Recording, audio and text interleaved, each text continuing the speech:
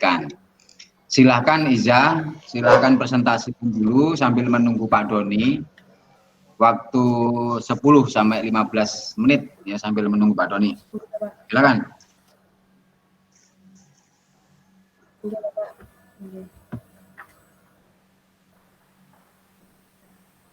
Assalamualaikum warahmatullahi wabarakatuh. Perkenalkan, nama saya Iza. Di sini saya akan mempresentasikan hasil skripsi saya yang berjudul Efektivitas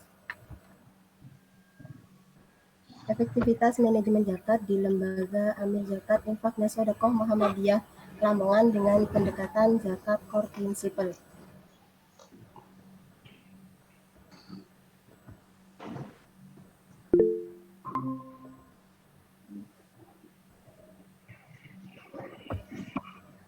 Dengan latar belakang dalam menjalankan tugas sebagai lembaga pengelola zakat, kinerja manajemen Basnas dan Lasnas selayaknya harus dapat diukur baik dalam segi kinerja maupun pengelolaan. Dengan diluncurkannya Zakat Core Principle 2000 pada tahun 2016 oleh Bank Indonesia dan Basnas bertujuan untuk meningkatkan kualitas manajemen di lembaga zakat agar dalam penghimpunan maupun pendistribusian dilakukan secara efektif. Hal ini terjadi di Lazismu Lamongan yang merupakan salah satu lembaga zakat yang berdiri pada tahun 2011 dan disahkan menjadi lembaga Amil Zakat pada tahun 2018. Setelah berjalan 2 tahun menjadi lembaga Amil Zakat, Lazismu Lamongan sudah memperoleh penghargaan dalam bidang pengelolaan dan pendistribusian. Dari latar belakang singkat yang saya kemukakan di sini, muncullah rumusan masalah bagaimana manajemen zakat dalam bidang pengawasan tata kelola dan pendistribusian di Lembaga Amil Zakat Infak dan Sedekah Muhammadiyah Lamongan. Yang kedua, bagaimana efektivitas manajemen zakat dalam bidang pengawasan tata kelola dan pendistribusian di Lembaga Amil Zakat Infak dan Sedekah Muhammadiyah dengan menggunakan pendekatan Zakat Core Principle 2016. Tujuan penelitian untuk mengetahui bagaimana manajemen zakat yang ada di Lazismu Lamongan. Dan yang kedua, untuk mengetahui bagaimana efektivitas manajemen zakat di Lazismu Lamongan dengan pendekatan Zakat Core Principle.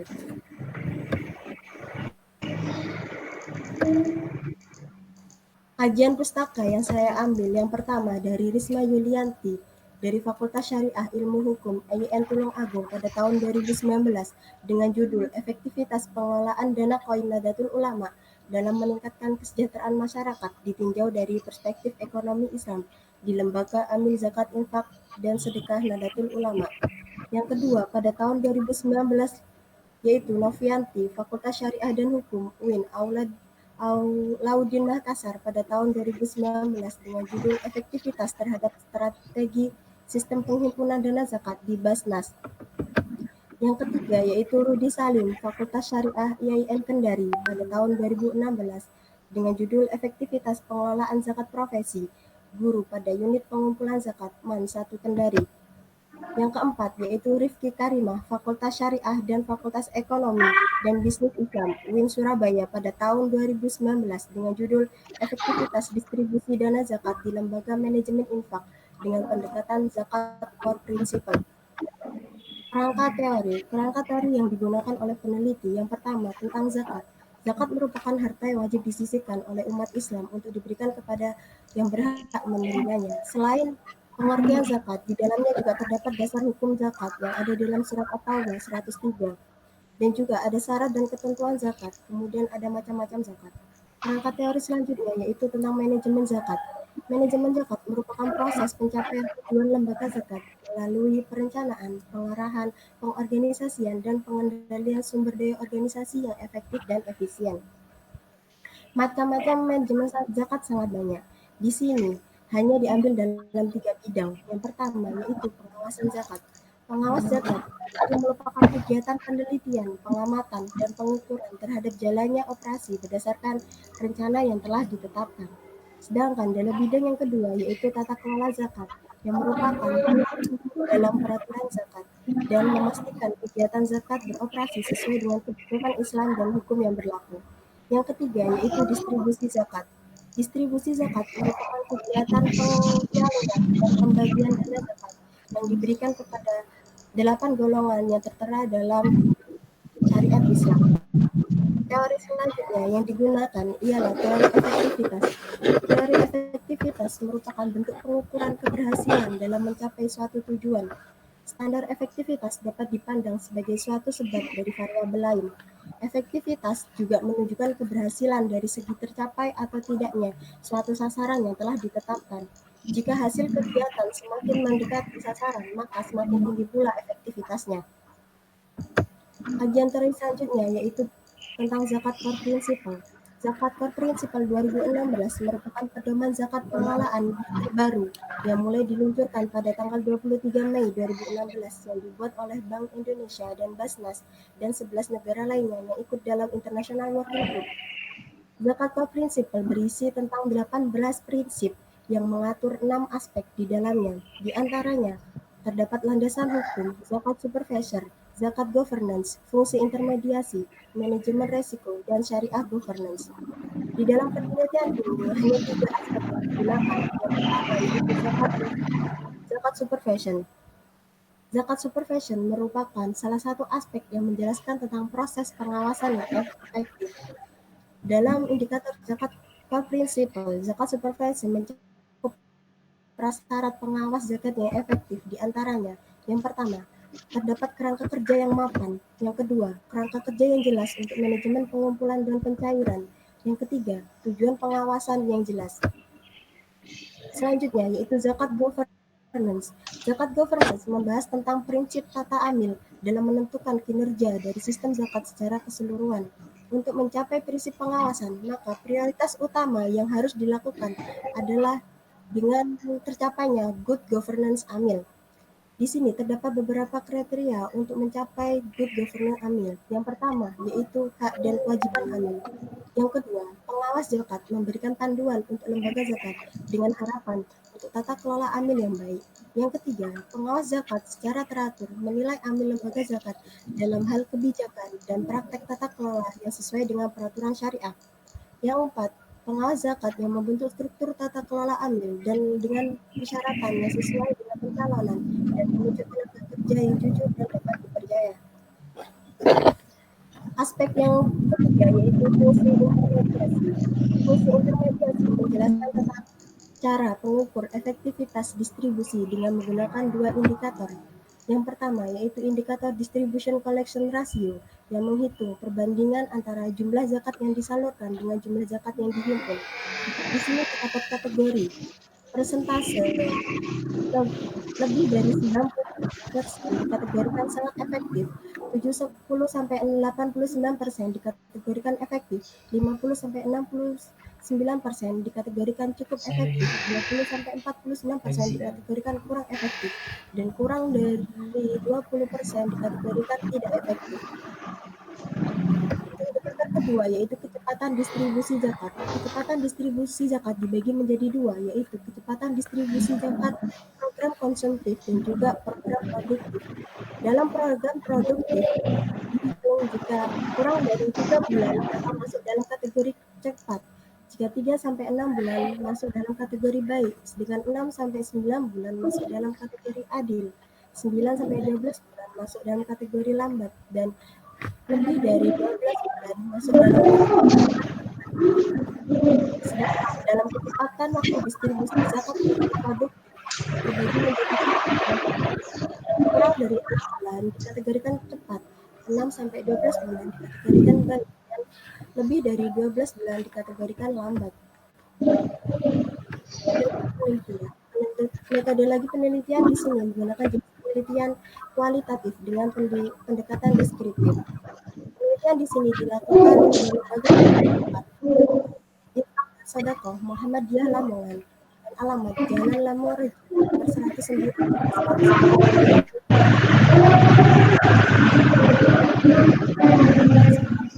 2 data. Yang pertama yaitu data diambil wawancara semi terstruktur dan data sekunder diambil dari buku jurnal dokumen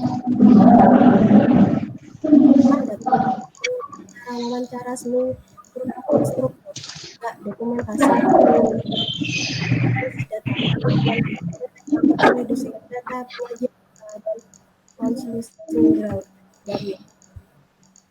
Sejarah Lazismu Lamongan. Lazismu Lamongan berdiri pada tanggal 3 Februari 2011 dengan surat keputusan dari pimpinan daerah Muhammadiyah Kota Lamongan. Secara formal, Lazismu Lamongan menunduk kepada Lazis Muhammadiyah Pusat. Namun secara struktural, di bawah naungan pimpinan daerah Muhammadiyah Kota Lamongan. Hingga saat ini, Lazismu Lamongan masih berkiprah melayani masyarakat. Ini berkat dukungan dari para muzakkir dan para dermawan yang turut memberikan andil lembaga amin di lingkungan tersebut. Visi dan visi sedangkan misinya yang pertama, optimalisasi kualitas pengelolaan ZIS, amanah, profesional, dan transparan. Yang kedua yaitu optimalisasi ketiga yaitu untuk motor di semua mewakili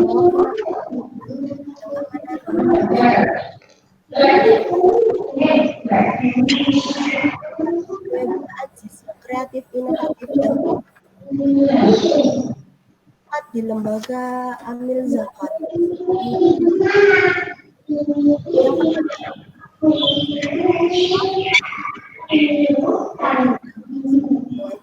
Yang jadi dua kategori. Yang pertama yaitu pengawas eksternal dan internal. Pengawas eksternal terdiri dari Dewan Pengawas Syariah dan juga pengawas Lazismu Pusat. Dengan pengawas tugas dari kedua kategori pengawas tersebut yang berbeda. Tugas mengontrol kinerja lembaga yang harus sesuai dengan perundang-undangan dan prinsip syariah. Sedangkan untuk pengawas internal ada pengarahan yang ada di dalam kinerja karyawan yang ada di Lazismu Lamongan. Oleh pengawas eksternal dilakukan selama 6 bulan sekali, baik secara langsung. Rapat evaluasi yang dilakukan oleh pengawas internal dilakukan selama 1 bulan sekali atau kondisional sesuai dengan dalam bidang selanjutnya yaitu tata kelola amil zakat. Pembuatan amil dilakukan dengan pimpinan. Di sini tidak ada persyaratan khusus dalam perekrutan amil karena belum ada kriteria secara khusus yang diberikan oleh Lazismu Lamongan calon yaitu mengenai sertifikasi amil yang mengikut sertakan karyawan dalam pelatihan amil yang diadakan oleh Lazismu Wilayah atau Lazismu Pusat. Kemudian gaji atau upah yang diberikan oleh amil diberikan dari dana non zakat dengan jumlah disesuaikan dengan jabatan masing-masing pengelola. Yang ketiga, dalam bidang pendistribusi zakat. Dalam pendistribusian Lazismu Lamongan, dana zakat didistribusikan ke 8 golongan mustahik, yaitu fakir, miskin, amil, mu'alaf, musafir, gharim, riqab, fisabil. Yang kedua, dana zakat didistribusikan melalui program-program yang ada di Lazismu Lamongan, yaitu program ekonomi, terdapat pemberdayaan UMKM dan tani bangkit, program kesehatan, dan sahabat disabilitas. Dalam program pendidikan terdapat beasiswa Mentari, beasiswa Sang Surya, dan peduli guru. Dalam program dakwah terdapat beasiswa tahfidz untuk mu'ustadah relawan masjid bersih, operasional 100 Al-Quran untuk pondok dan komunitas, dan pemberdayaan mu'alaf. Untuk program kemanusiaan yaitu tanggung bencana dan Indonesia Siaga. Yang ketiga yaitu pemberian dana bantuan dilakukan dengan pihak amil mencari mustahik dan mustahik mengajukan diri ke kantor. Proses pemberian dana ini dibagi menjadi dua. Pertama, dia ambil mencari mustahik dengan cara perantara dari pimpinan RT setempat atau dengan cara perantara dari pimpinan dan apa yang kedua atau mengajukan bantuan beberapa persyaratan. Yang pertama, diwajibkan untuk warga Muhammadiyah, diutamakan untuk warga Muhammadiyah. karena lazisme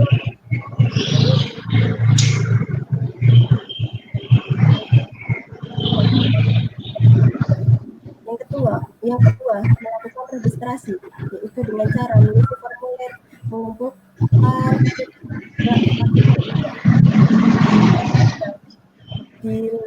dilakukannya seleksi oleh Lazisme pusat.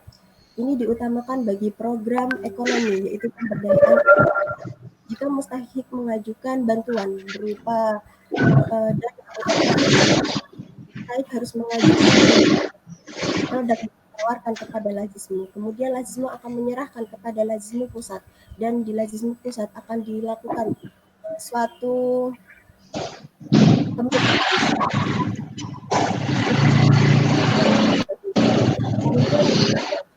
sudah dapat keputusan dari Lazisme pusat, maka akan diberikan survei, maka akan dilakukan survei. Survei dilakukan untuk memastikan apakah data yang diberikan oleh Lazisme dan data yang diberikan oleh mustahik tidak. Kemudian kegiatan selanjutnya yaitu perencanaan. Perencanaan dilakukan oleh Lazisme pusat untuk menghitung rancangan atau pengeluaran apa yang akan dilakukan untuk memberikan dana. Kemudian yang terakhir yaitu pengembalian modal. Mengantarkan ke pihak mustahik. Untuk pendistribusian zakat selanjutnya yaitu waktu pendistribusian zakat program yang ada, waktu pendistribusiannya berbeda. Seperti hanya dalam program ekonomi, kesehatan, pendidikan, dan juga sosial atau dakwah itu dilakukan sama 1 bulan sekali. Sedangkan dalam program ini dengan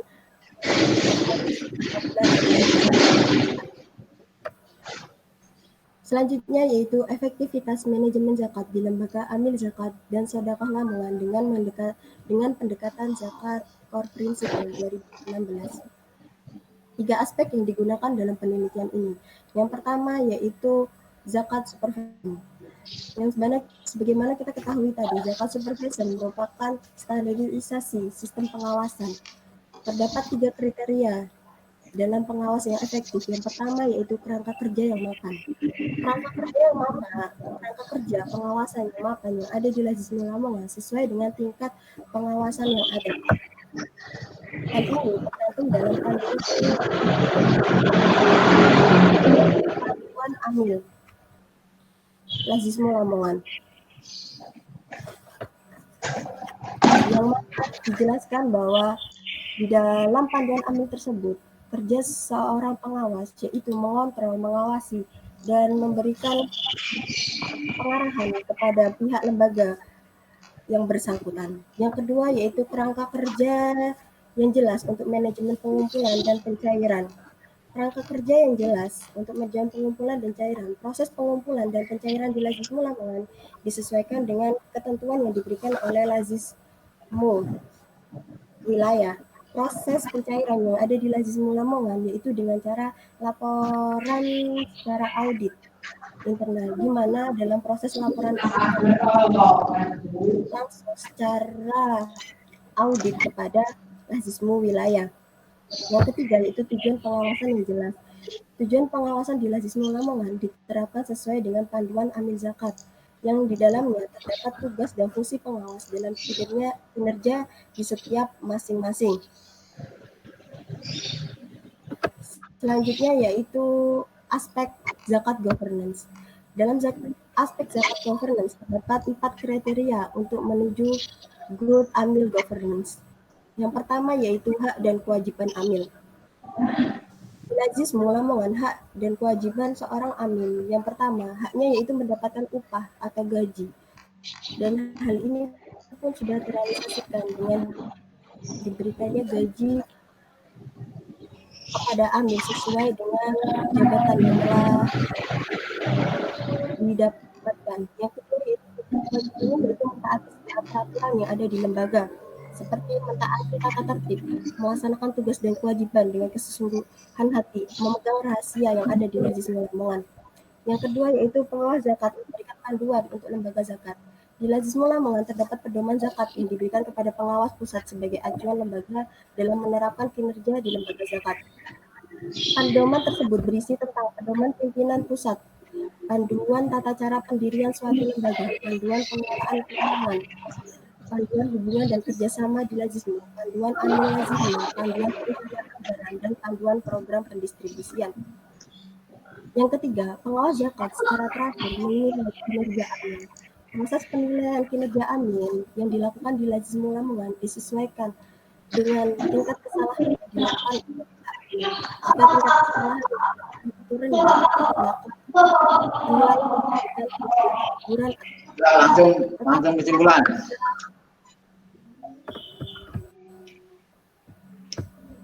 Dapat disimpulkan bahwa efektivitas manajemen zakat di Lazismu Lamongan dengan menggunakan zakat berprinsipal terdiri dari pertama, zakat seperti terdapat karakteristik kerangka kerja pengawas efektif, buktikan adanya masuk presentasi ya,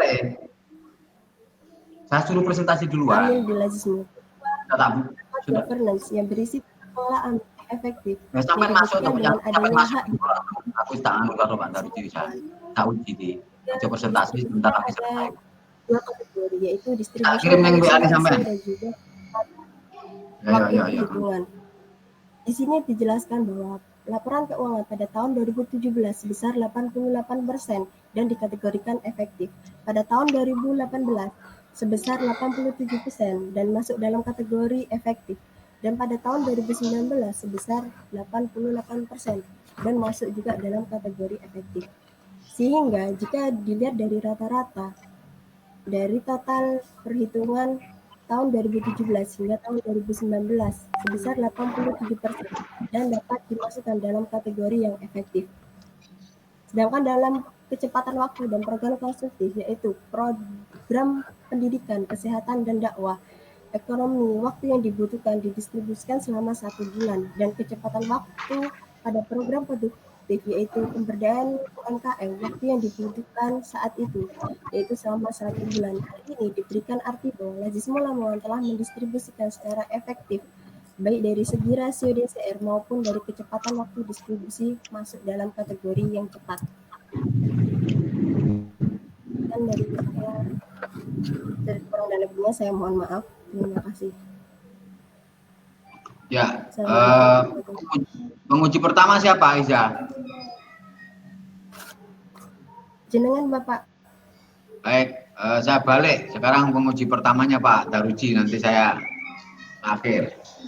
Ini nunggu Pak Doni. Pak Doni cek nyetir, sebentar lagi masuk nanti langsung keputusan. Oke.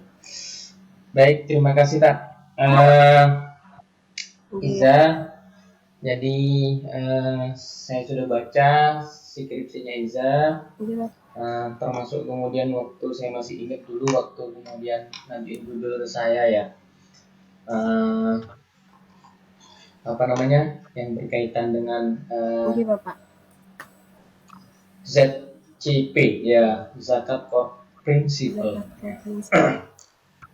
Nah, tetapi yang pertama coba dilihat di pendahuluan itu. Jadi di pendahuluan itu saya melihat masih belum belum merujuk kepada alasan kenapa kemudian ini menjadi sebuah judul yang diminati atau yang kemudian diambil oleh Iza ya. Nah, ada apa dengan kemudian Zakat Core Principle ini sehingga kemudian itu dijadiin menjadi judul daripada Iza ya. Kemudian yang kedua, kalau kita lihat misalkan banyak kemudian lembaga amil zakat yang ada di Indonesia ya. Tetapi kemudian yang dipilih oleh Iza itu adalah Lazismu, malah ya Lazismu Lazismu daerah ya, daerah Lamongan ya. Kenapa kok tidak di pusat dan seterusnya, sehingga kemudian ini perlu kemudian rasionalisasi di latar belakang itu Iza. Ya. Misalkan ya kalau berbicara tentang Surabaya itu yang tertua itu sebenarnya IDSF. Kalau berbicara di Surabaya ya, Lazismu ini masih anak-anak kalau kemudian dibandingkan dengan IDSF itu. Tetapi kemudian yang dipilih oleh Laiza itu adalah Lazismu. Itu pun kemudian hanya di kota Lamongan. Kenapa kok? Kalau ada yang bertanya nih, kenapa kok tidak di Surabaya? Nah, coba dijawab dulu, Iza.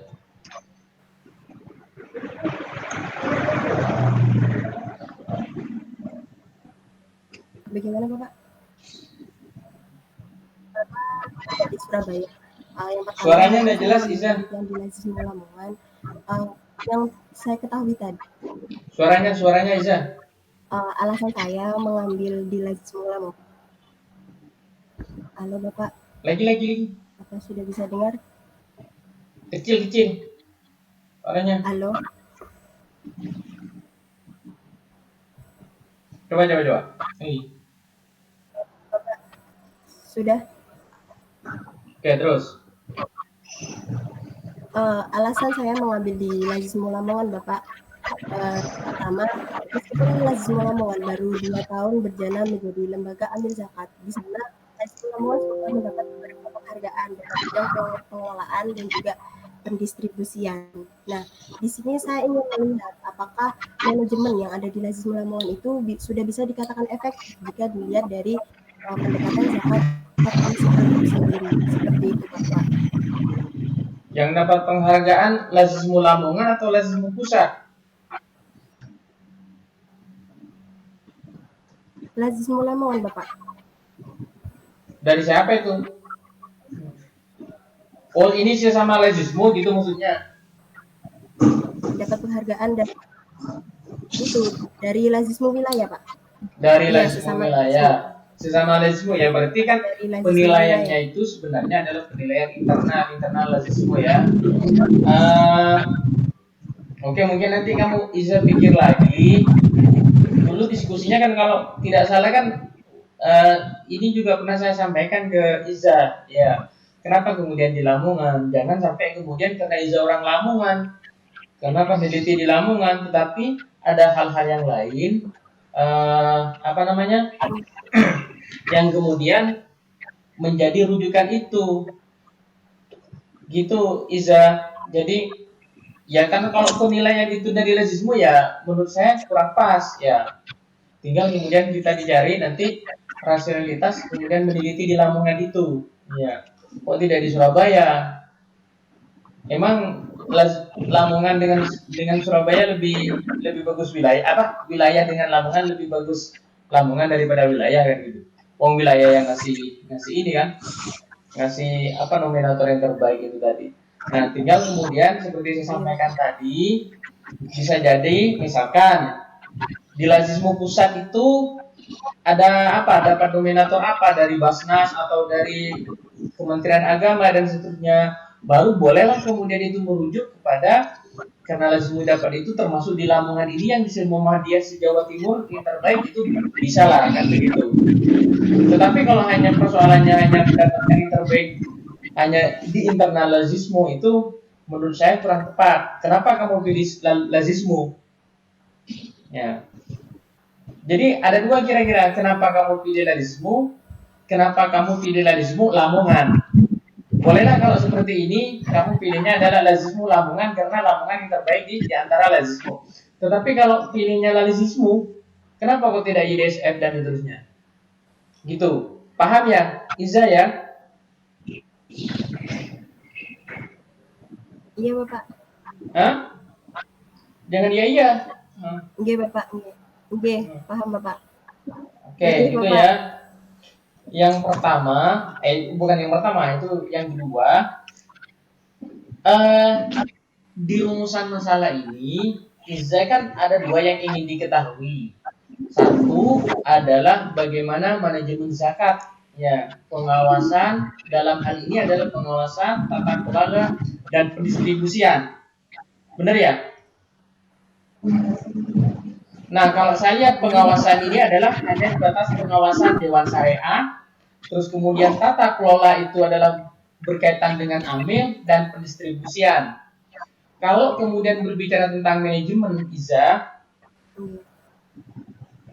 tugasnya atau core kegiatan daripada Lazis itu apa?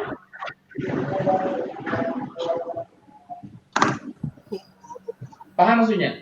Kegiatan daripada LAS itu apa? Fungsinya Lazis itu apa? Mendistribusikan saja. Hah? Ya, Pak, menghimpun. Menghimpun kan ya? Menghimpun. Ya kan? Menghimpun kemudian juga menyalurkan daripada ini. Tetapi ini yang dalam hal menghimpun ini sama Iza tidak dimasukkan dalam kajian. Kenapa? Iza? Iya, Bapak. Hah? Kenapa Iza? Halo Iza? Dengar suara saya? Bermasalah juga nih jaringannya, Pak. Aduh, uji dari tadi pagi. Nah, Masalah nih. Zah, Iya, Bapak. nggi dari tadi. Iya, Bapak. Jawab pertanyaan saya. Ya, tadi maaf Bapak sudah. Paham? Dengar nggak apa yang saya tanya ini, Zah? Jelas, Bapak. Hah? Ya, sekarang dengar Bapak. Tadi maaf kurang jelas. Oke. Jadi saya ngomong sama tembok ini ceritanya ini saya. Iza tadi kan sudah Maaf, bilang. Bapak, tadi sinyalnya kurang jelas. Oke. Iza tadi kan sudah bilang kegiatan daripada kelas itu tidak hanya kemudian mendistribusikan tapi kemudian menghimpun. Iza kan yang bilang gitu kan? Dan itu sebenarnya kalau kemudian berbicara tentang manajemen termasuk menghimpun, Anda juga ada manajemennya. Bagaimana menghimpun dana zakat? Ziz, ya kan Za? Tetapi di rumusan masalah yang kemudian mau diteliti Iza itu tidak masuk. Why?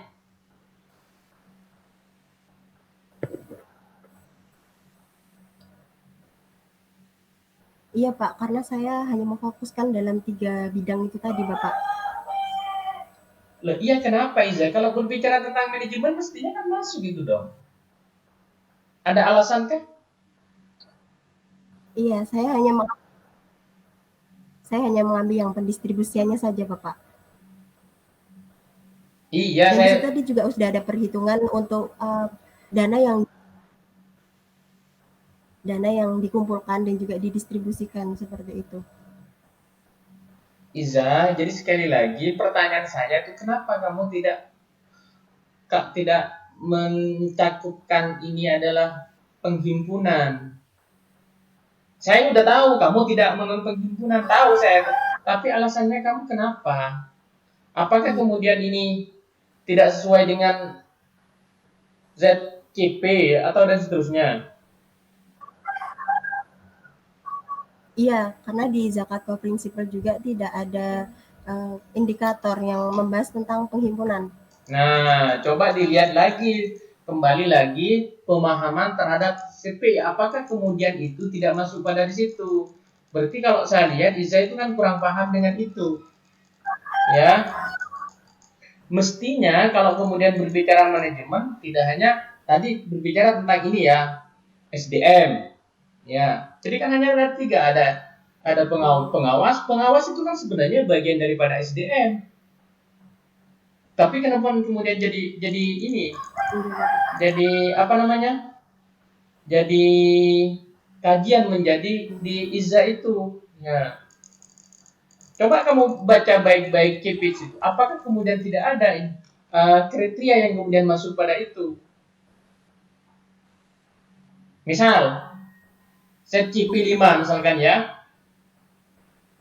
Zakat supervisor teknik and tools. Ketika kemudian berbicara tentang supervisor ya, teknik supervisor artian itu kan tidak hanya kemudian dalam hal pendistribusian, tetapi juga kemudian dalam hal penghimpunan. Contohnya apa misalkan? Contohnya adalah bagaimana kalau kemudian dana yang tidak syariah itu kan usul kajiannya, Iza. Coba nanti ditanya, pasti itu bagaimana cara kemudian mendistribusikan, bagaimana caranya kemudian ketika kemudian ada itu tadi dana non syariah.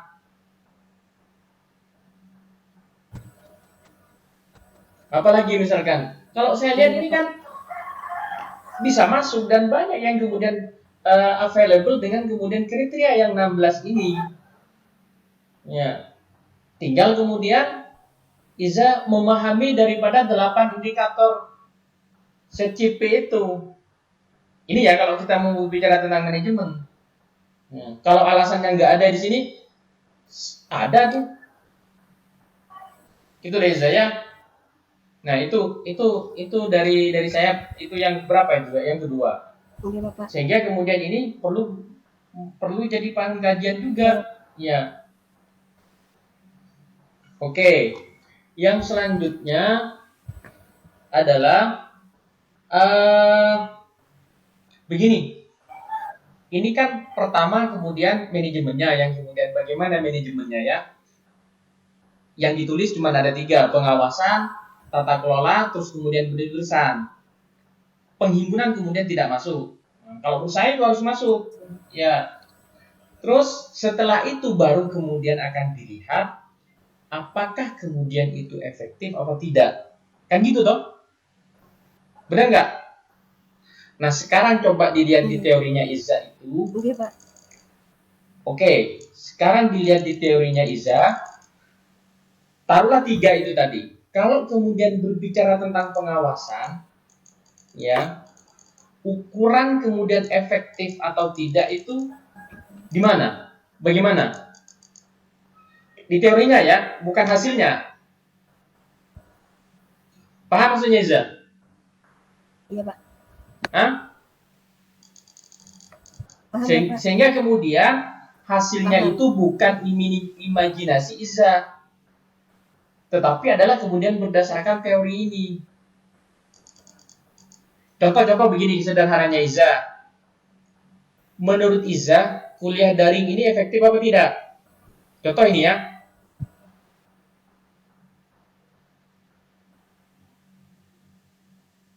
Iya, efektif, Bapak. Kuliah daring. Kurang Perkuliahan efektif, dan Bapak. hah? Kurang efektif, Bapak. Kenapa? Kurang efektif, Bapak. Iya, kenapa? Karena karena terkadang mahasiswa juga kurang memperhatikan secara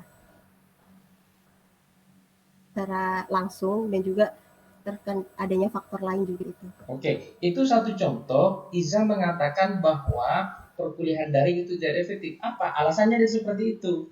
Jadi ada kerangka berpikirnya di sini. Ya. Kemudian mengatakan itu adalah tidak efektif. Nah, coba kamu lihat di landasan teorinya Iza. Adakah yang kemudian dibuat landasan atau kemudian dibuat teori oleh Iza untuk mengatakan bahwa itu efektif atau tidak? Taruhlah kemudian 3 itu tadi ya. Ya. Tentu kemudian merujuk kepada 18 CP itu. ZCP itu yang mana coba? Ya kan? Kalau di sini kan cuma hanya dibahas ini kan ya. Hah? Iya. Zakat supervision, ya Saya kan? ambil dari 3 aspek yang ada di zakat governance sama fungsi intermediasi. Kenapa emang? Di situ saya ambil 3 aspek, Bapak. Di situ kan ada 6 aspek. Saya ambil 3, yaitu dari zakat supervision, zakat governance, sama fungsi intermediasi. 6 aspek. Di mana ada 6 aspek? Kalau kita lihat kan teorinya kamu kan secara prinsip itu kan ada 18 nih. Ya.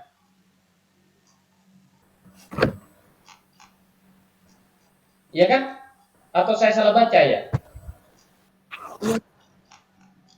Nah, ini apalagi Di kemudian dalam zakat atau prinsipal itu kan ada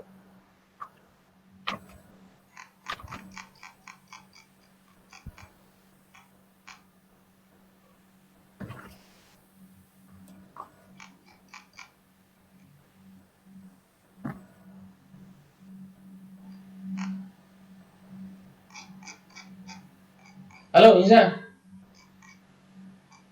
Ya oke lah, equal ya. Nah, ini ya saya tunjukkan lagi bahwa kemudian ternyata kemudian ini saya sudah tulis ini bahwa ada fungsi intermediasi. Ya, intermediasi antara siapa? Muzaki dengan mustahik. Kalau ke muzaki berarti apa? dana yang dikumpulkan Dikumpulkan kan masuk kan berarti. Ya kan secara teori ini masuk, tapi kemudian tidak muncul di rumusan masalah sehingga kemudian tidak ada kajiannya di bawah itu. Ya Iza, padahal kamu Iza sudah tulis jelas, apalagi seperti saya sampaikan tadi itu. Gitu ya. Oke. Nah, yang selanjutnya, oke biar nggak lama-lama ini ya. Nanti biar Tad Rahman aja yang menambahi berkaitan dengan hasil dan seterusnya sehingga kemudian seperti saya sampaikan tadi harus jelas ya. Jelas. Jadi berkaitan dengan kalau kemudian kita berbicara manajemen, apa saja yang kemudian berkaitan dengan manajemen itu yang kemudian mestinya kemudian ada teliti. Apalagi seperti saya sampaikan tadi distribusi dalam penghimpunan jelas ada, jelas sebagai apa intermediasi, ya intermediasi antara muzaki dengan mustahik. Berarti apa penghimpunan dan menyalurkan kan itu. Terus, oke. Nah, sekarang kalau saya lihat ini wawancara Izza itu, responden Izza itu hanya dilihat dari perspektif Amel. Ya, atau saya kurang baca, salah baca? Hah? sama ada pengawas satu Bapak. Ada pengawas satu. Pengawas itu Amel atau bukan ya? Ya, pengawas. Hah? Pengawas itu bagian termasuk dari amil. Ya, termasuk amil juga Bapak. Oke, gitu ya. Nah, itu kemudian dalam hal ini menurut saya Iya. ini kan dalam perspektif itu tadi. Nah, mungkin kemudian nanti berbicara tentang kaitannya dengan amil atau hal yang lain, misalkan berkaitan dengan distribusi, misalkan ya, dengan distribusi. Ini semestinya kan tidak hanya amil. Jangan-jangan hanya kata amil aja begitu. Tapi mungkin perlu ditambahi juga dengan perspektif perspektif mustahik. Ya. Di situ juga ada mustahik. Iya Pak, di situ juga ada. Di mana? Saya kok enggak baca. Mustahik yang saya wawancarai di situ Bapak. Ada mustahiknya ya. Ya. Berarti itu dalam hal pendistribusian, ya kan? Iya. Nah, bagaimana dalam penghimpunan? Jelas kalau penghimpunan kan memang sudah nggak dibahas oleh Izza ini, karena dia nggak zong kan, bahwa itu nggak masuk. Ya. Berarti nanti perlu kemudian dalam perspektif muzaki, ya, dia sebagai lazisme itu sebagai intermediasi, gitu ya. Oke, yang terakhir saya lihat penulisan transkripnya sudah cukup bagus, ya, sudah menggambarkan menggambarkan kapan, di mana, berapa lama dan seterusnya ya. Tetapi di dalam penulisan ini, penulisan daftar pustaka yang masih belum merujuk kepada buku panduan. Coba nanti dilihat bagaimana buku panduannya ya. Ini adalah kalau dalam satu judul itu adalah satu spasi, antar buku itu adalah 2 spasi za. Ya, dan begitu seterusnya ya. Oke, sekarang saya cek nih. Pustaka Iza itu ada berapa?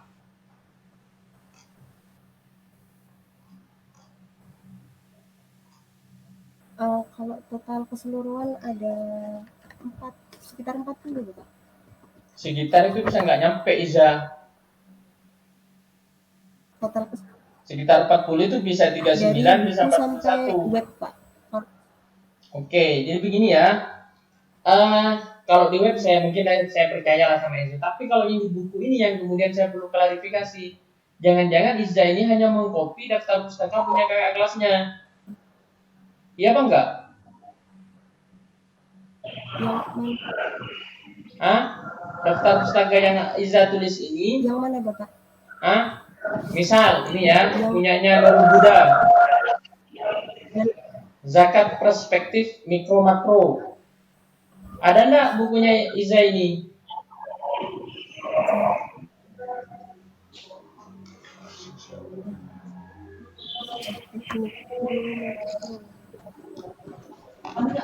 ada Bapak, Nurul Huda. Coba lihat bukunya. Saya waktu itu pinjam di perpustakaan ada Bapak. Hah?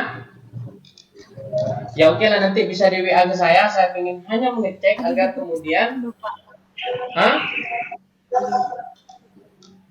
Kamu Iza kopi apa enggak? Udah butuh apa enggak? iya Bapak, nanti saya perlihatkan. Oke, nanti diperlihatkan ke saya, termasuk kemudian dia dipakai di Lupa saya. referensi di halaman berapa. Ya, ya seperti saya sampaikan tadi, jangan-jangan hanya mengcopy Oke. daftar pustaka punya temennya atau orang lain agar kemudian mencapai minimal ketentuan daripada penulisan skripsi yang ada di FKIS. Oke ya, nanti bisa ditunjukin kepada saya. Itu aja mungkin dulu Ustaz Rahman dari saya. Saya kembalikan ke Ustaz Rahman. Oke, terima kasih Pak Daruji. Pak Doni sudah masuk? Ya, masuk. Ya, Silakan ya. saya buka, terus kemudian saya belum tanya, Uji saja. cuman Menguji. Mesti ujian. Silakan sampean penguji kedua. apa yang disampaikan oleh Pak Darwiza. Nah, dari Bapak ini sebenarnya agak berat ini, cuman harus saya sampaikan. Ya, nah, kamu baca teori efektivitas enggak? Jadi gini, Saya baca. siapa ini Iza. Setelah saya baca, ya skripsi kamu ini banyak sekali, bahkan mohon maaf, tidak menyinggung teori aktivitas itu sendiri, jadi lepas. Nah, ini contoh nih ya, Bapak ini misalnya, dalam teori aktivitas itu ada misalnya ada pendekatannya sendiri, pendekatan itu saya hitung sampai ada 8. Kemudian ukuran itu efektif yang ditanyakan oleh Pak Daruji tadi itu, ukuran efektif atau tidak, itu ada ukurannya. Jadi kualitas, produktivitas, kesiagaan, efisiensi, ya. Nah, itu kemudian indikator efektif. Nah, seharusnya di sini, nah, penelitian kamu itu ke sini. Jadi indikator efektif. Ini yang kamu masukkan di kajian pustaka, ya. Kajian teori yang kemudian kamu kembangkan di mana? Di bab 4. Misalnya contoh indikator efektif itu contoh kejelasan tujuan. Jadi lazismu Lamongan ini punya tujuan pasti. Nah, untuk meraih tujuan itu seperti apa? Oh, berarti ini sudah ada indikator bahwa lazismu ini efektif. Nah, bukan distribusi, bukan apa, itu hal sesuatu yang berbeda. Ya, karena kamu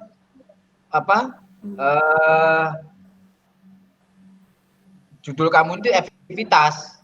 Berarti pakai teori efektif, pakai teori efektivitas. Kemudian kejelasan strategi. Lazismu punya strategi yang jelas.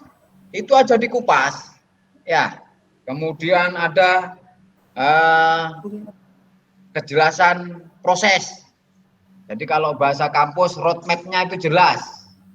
Roadmap misalnya berdiri tahun 2020, nanti pada tahun 2015 dapat tahun 2025 akan menjadi nomor 1 dunia misalnya. Kejelasan program, nah itu.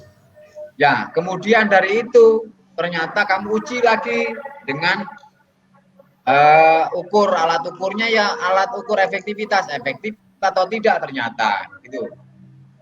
Saya kira itu aja, Jadi yang lain tadi apa yang sudah disampaikan oleh Pak Daruji, Saya andai kata kamu mau merubah ya, kalau toh tidak semuanya, minimal biar fokus. Jadi di salah satu indikator efektivitas tadi itu silakan. Nanti coba dibaca teori efektivitas. Itu ternyata banyak ya. Saya kira itu saja, Syekh. Halo. Ya, silakan Iza untuk keluar lebih dahulu. Nanti kita akan begini lagi. Udah selesai apa gimana ini? Ya, Pak, terima kasih. Ini Iza suruh keluar dulu. Ya, keluar dulu Iza.